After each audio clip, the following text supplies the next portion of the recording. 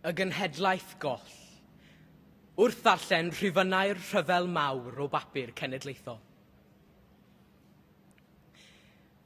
Maen nhw'n edrych arno ni o hyd drwy'r print toredig.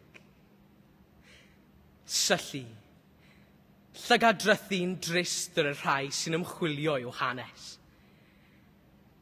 Mae'r wynebau a'r llygaid, cwestiyngar, cyhyddgar hyn, yn rhythu i fyw ein llygaid. Ac mae'r enwau hyn, enwau cyfoedion a ddiwallodd wanc y fidog am foddfa o waed, yn dawnsio fel llwch o flaen ein llygaid.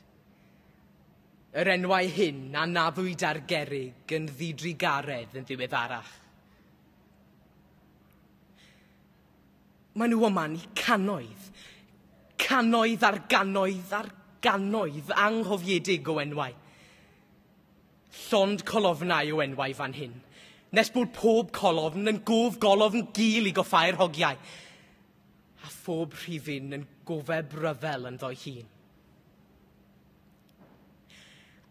Ac eto, yng nghanol y fath gyflafan, roedd bywyd yn mynd yn ei flaen, fel petai na ddim byd o'i le. O leia, dim byd o bwys, dim trasiedi cenhedlaeth, na gwaedd o ddigwyddiad. Yma rhyngylluniau o ffrogiau a hetiau haf yn y golofn ffasiynau, a merched gosgeiddig yn gwisgo eu peisiau'n dwt. Y mae meirwon Passchendaele yn cael ei henwi'n un rhes. Ac yma rhwng y golofn arddio a'r colofnau pêl-droed, mae lladdfa a raddfa na welwyd i thebyg erioed.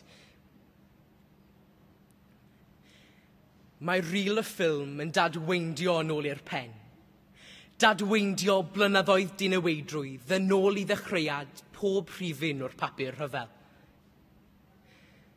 Awn ninnau nôl i fwydo'r holl feirwon hyn. Y meirwon hyn sy'n syllu arno ni o hyd o ryw fyd arall, i berfedd ein cyfrifiaduron. Ac ar ôl didol ein holl nodiadau, a chael trefn ar ein hymchwil, trown hynllef y bechgyn hyn, yn droed nodyn oer, ar waelod tudalen.